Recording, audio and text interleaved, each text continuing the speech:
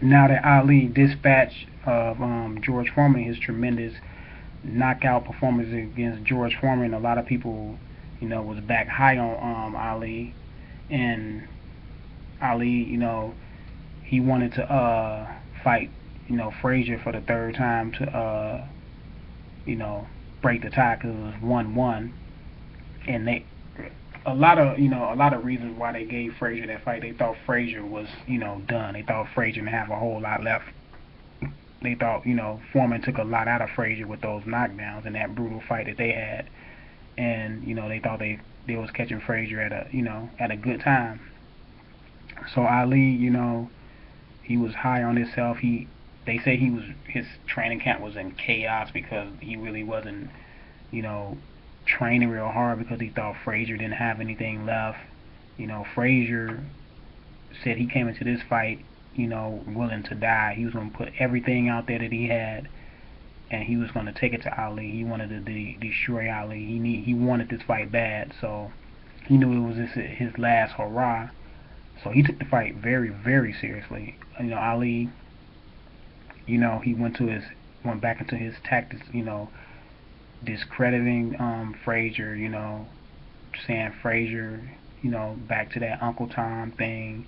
He's with the enemy, and then, famously pulled out a gorilla and said, "It's gonna be a chiller when I get the gorilla in the Manila." Was punching the gorilla on live TV, and Frazier was pissed, man. I mean, he was upset that this man, another black man, can call him a gorilla, and he just said, "I'm gonna get that, I'm gonna get that, I'm gonna get that guy." And they had the third fight was starting. It was in Manila, and it was really really hot. It was like they said it was like 110 degrees, 115 degrees, maybe 120, 25 degrees in the ring, and it was a brutal fight, man. I mean, Ali came out winning he was winning the first 6 or 7 rounds. I mean, he was dominating Frazier. Everybody like, man, this is not gonna be a good contest. Frazier is gonna lose this. He gonna lose this match, bad because Ali is looking sharp and he is hitting Frazier, clean. And then by the middle rounds, Frazier started coming on, started landing his patented hooks, started going to Ali's body viciously, going to his body. He said, man, he was trying to, you know, take his kidneys out. He said, he was just hitting them in the kidneys constantly, because when you hit somebody in the kidneys, it balls up, and then, it makes you slow, makes you not be able to move in the ring, keeps you still. And he was hitting Ali in the hips, the thighs, wherever he can hit him at, because he said he wanted to put damage on him. He said, hey, I want to shut his mouth up once and for all. I want to put some bad damage on this guy. This guy is, going out discrediting me in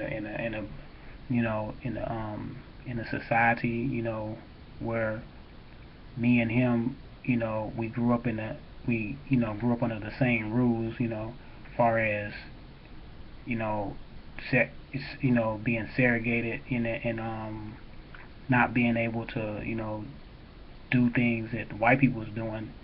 And Frazier said he felt like, Ali was trying to make him feel like he was able to do things that white people can do because he was with the white people. He called him, Uncle Tom, like he's serving the white people, and he was not. That's further from the truth. I am, really from the heart, the heart of the black people's ghetto, and Ali was, was not. Wasn't rich by no means. He didn't grow up rich by no means, but he lived like in a kind of like a middle class. And Frazier, lived in the depths of the, black community. So he said he was trying to put damage on the man, and he did.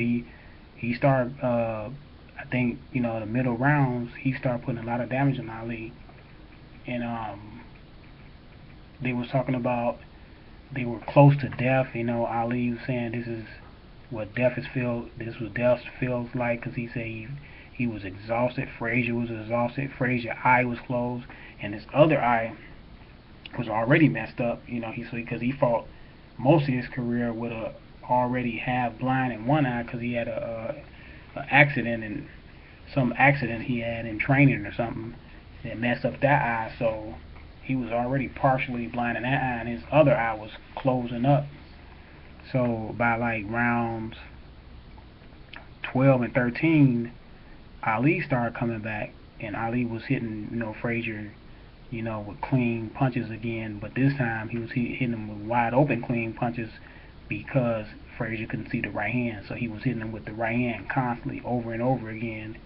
And that's bad news when you can't see the right hand. So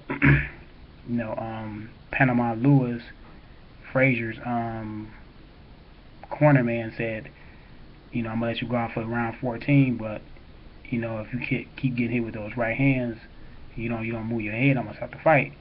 So he went out there, and Ali was just, I think Ali landed like 20 unanswered punches.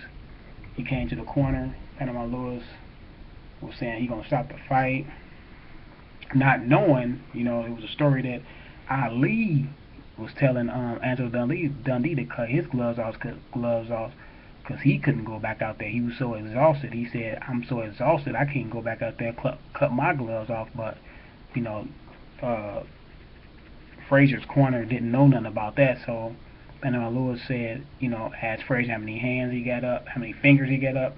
I think Frazier said he said one, and Panama Lewis had like 4 or 5 fingers up, and he just called off the fight. And Frazier was mad that he called off the fight.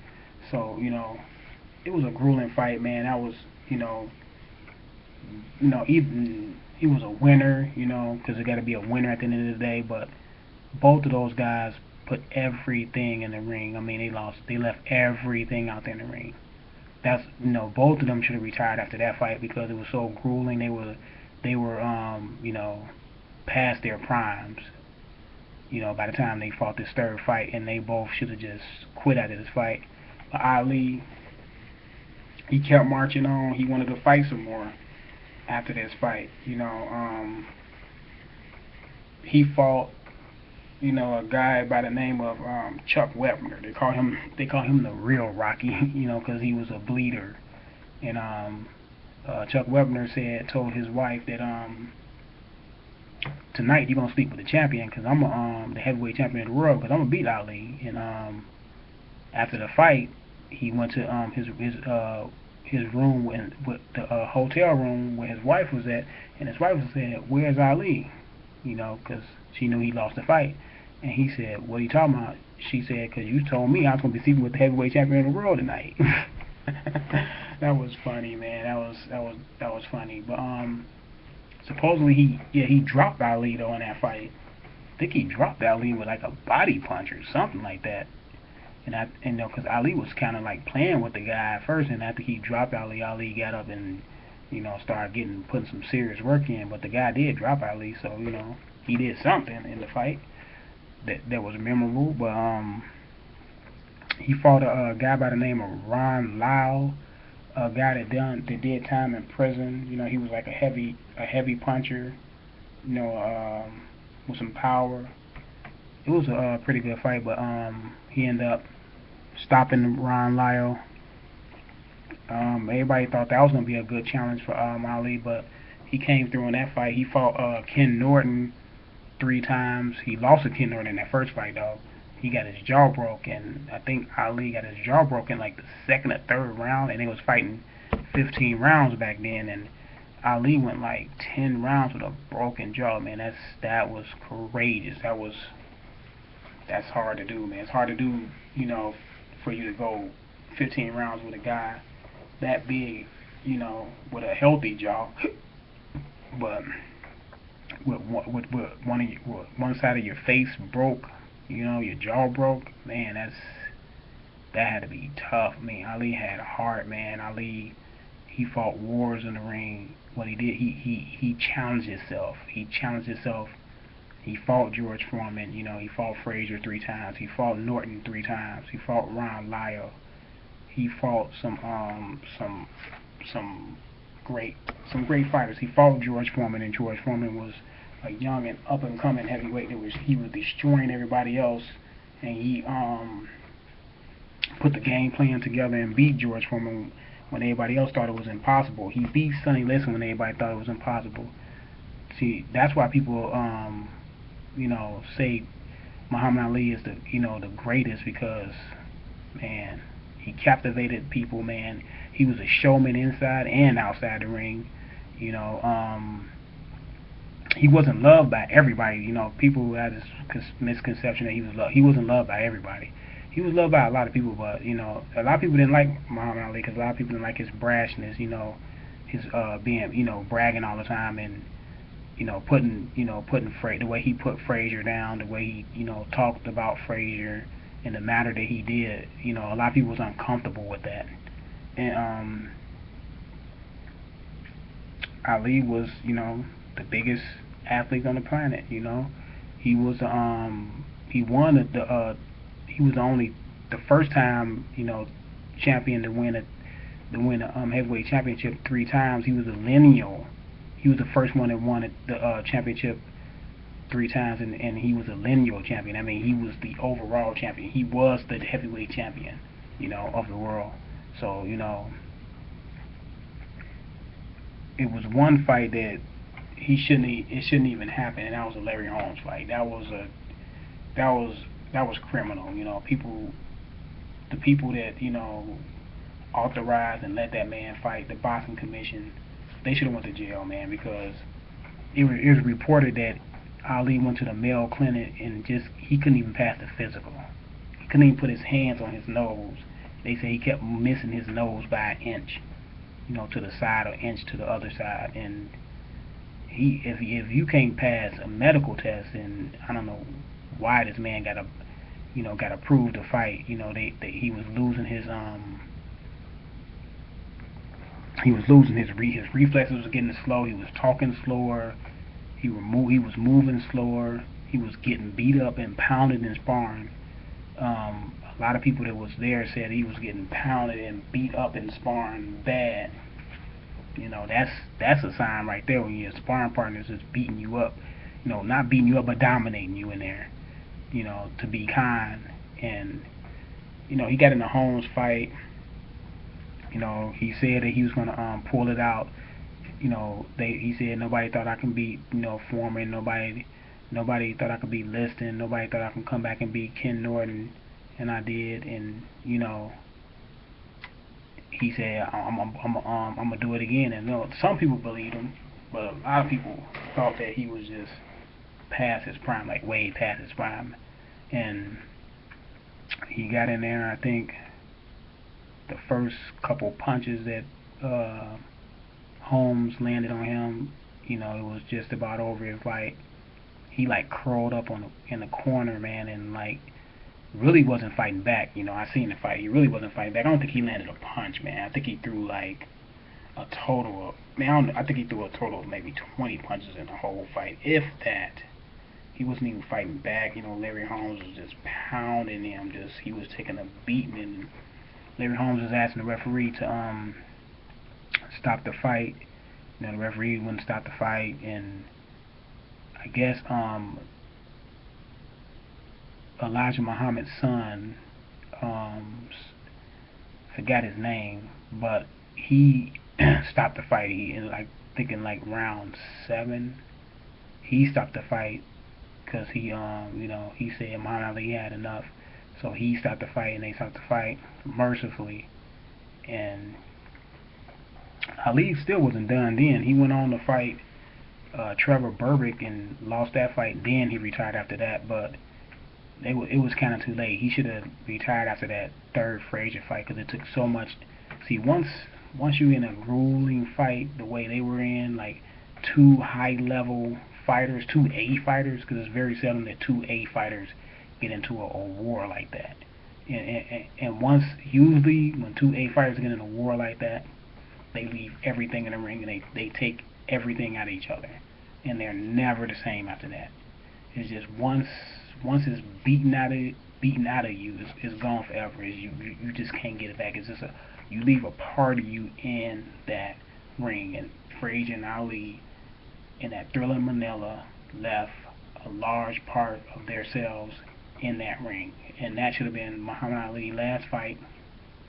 The people around him should have urged him to retire. The Nation of Islam should have urged him to retire, but they didn't because money, was greed. People, would do some crazy things for money, and they allowed that man to go on to fight, knowing that he was past his prime, knowing that he was talking slower, knowing that he was walking slower, knowing that his reflexes wasn't there, knowing that his memory wasn't like it used to be, knowing that he wasn't as sharp-minded as Ali used to be.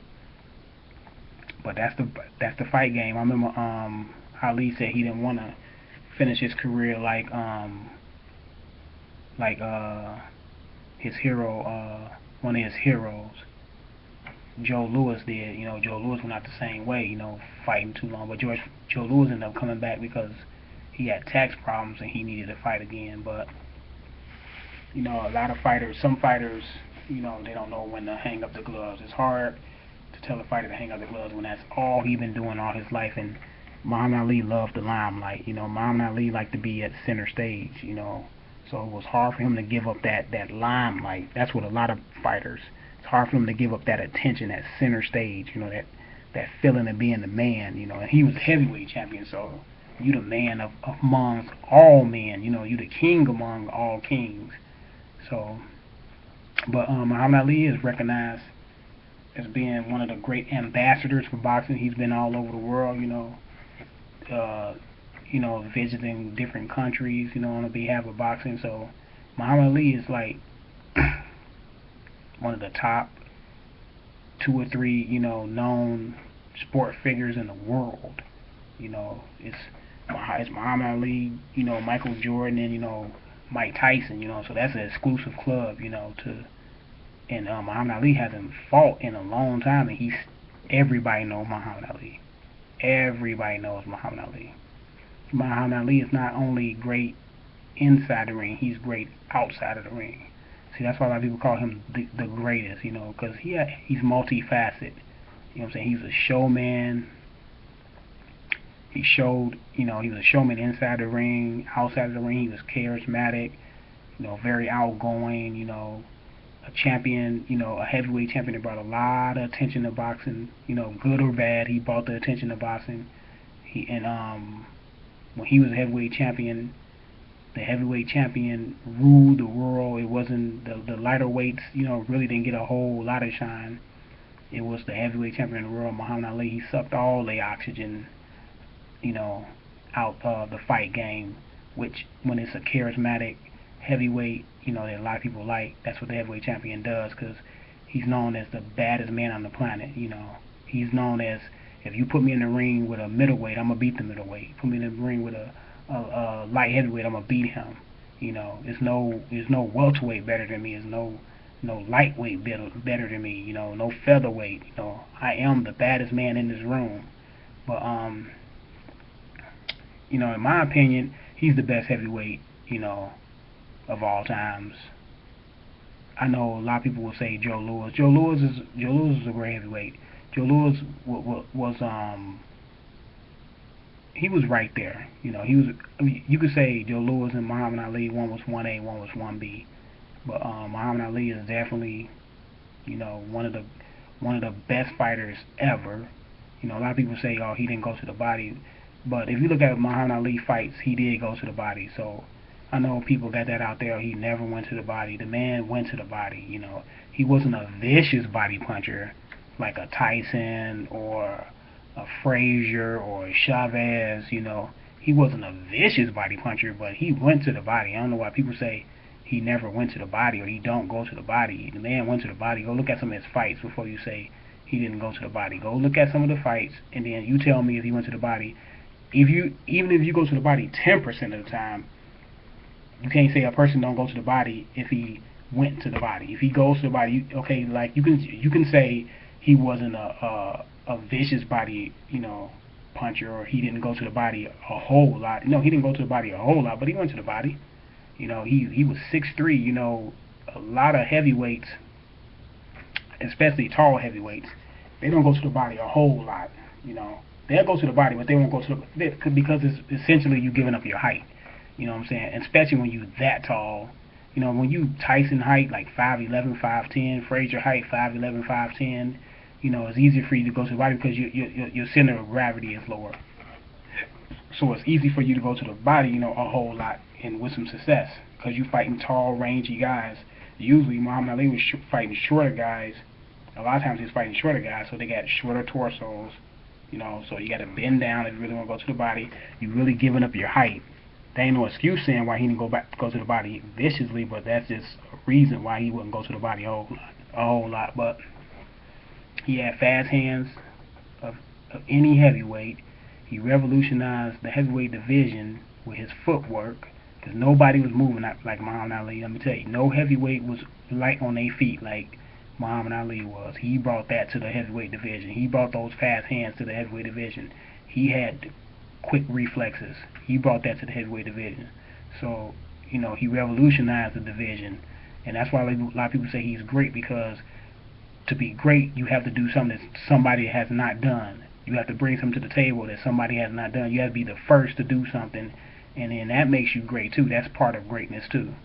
But this is Boxing Talk 8576. I'm out.